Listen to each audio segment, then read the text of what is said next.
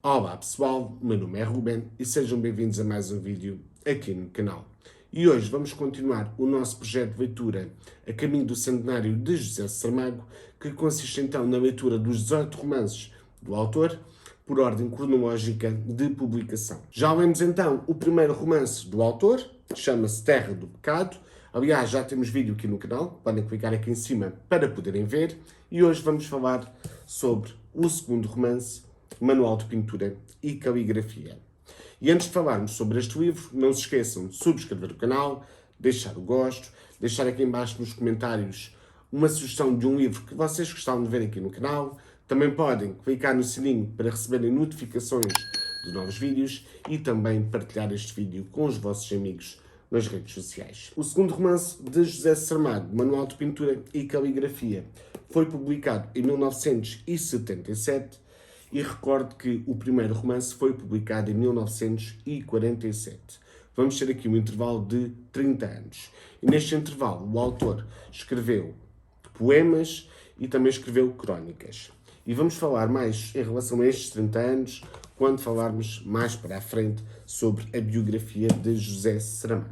E entre A Terra do Pecado e o Manual de Pintura e Caligrafia, temos então o livro póstumo, ou seja, o livro que foi publicado após a morte do autor, mas foi escrito em 1953. Ou seja, pela ordem de escrita, seria assim.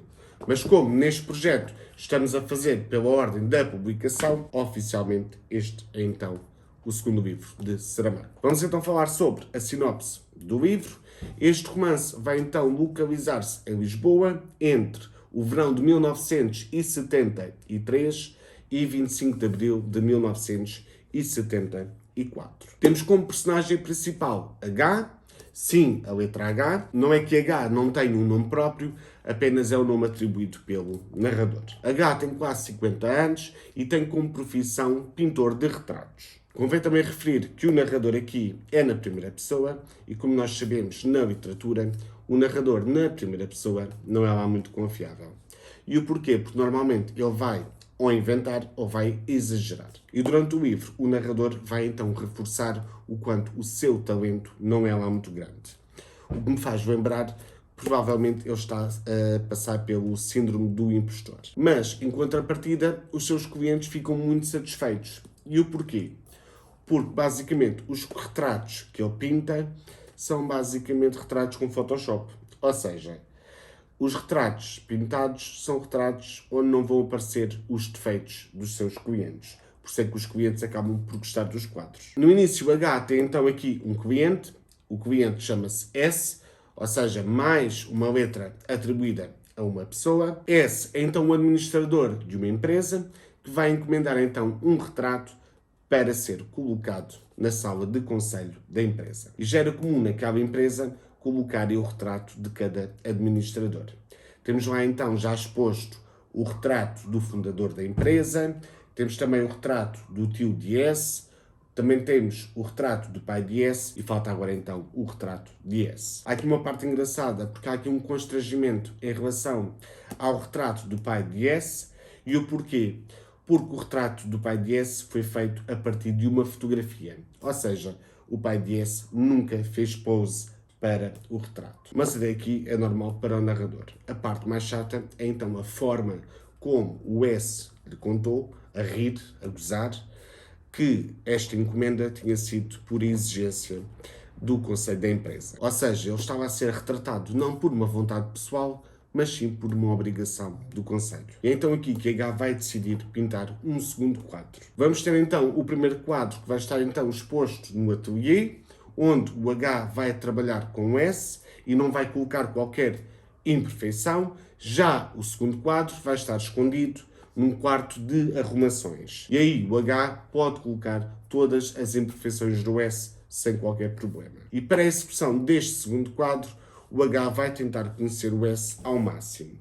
Só como vai ver que não vai conseguir progredir muito neste segundo quadro, vai então optar pela escrita. Ou seja, o narrador vai tentar pintar o quadro de S através da escrita. E aqui o narrador vai fazer várias reflexões, quer da arte da escrita, quer também da arte da pintura. Onde o narrador vai então falar sobre a sua passagem por Itália, onde visitou museus e obras de arte. Também vamos ter aqui descrições de ato sexual que eu não estava à espera, entre o H e a Adelida, que era uma amiga do H e com que ele tinha um caso, e também entre H e Olga, a secretária do S. O H vai acabar então por terminar o quadro de S, o primeiro. Quanto ao segundo, vai pintá-lo de preto, ou seja, vai acabar por desistir desse quadro. H ainda vai ter uma outra encomenda de um senhor que vai pedir então para ele fazer o quadro dele com a sua esposa, para ser colocado na casa da filha quando ela casar. Aqui também vai ser engraçado quando a filha e a mãe não vão gostar do quadro e o senhor vai então dizer ao H que já não quer que ele conclua o quadro. E o que é que o H vai fazer? Vai trazer o quadro para casa. E o porquê é que eu acho que elas não gostam do quadro? Porque o quadro provavelmente está muito realista. Ou seja, apresenta aquelas imperfeições. Aqui vamos ter apenas 3 personagens sem nome próprio. Temos então o H, que pode ser H de humanidade ou então H de homem, que vai representar basicamente o proletariado.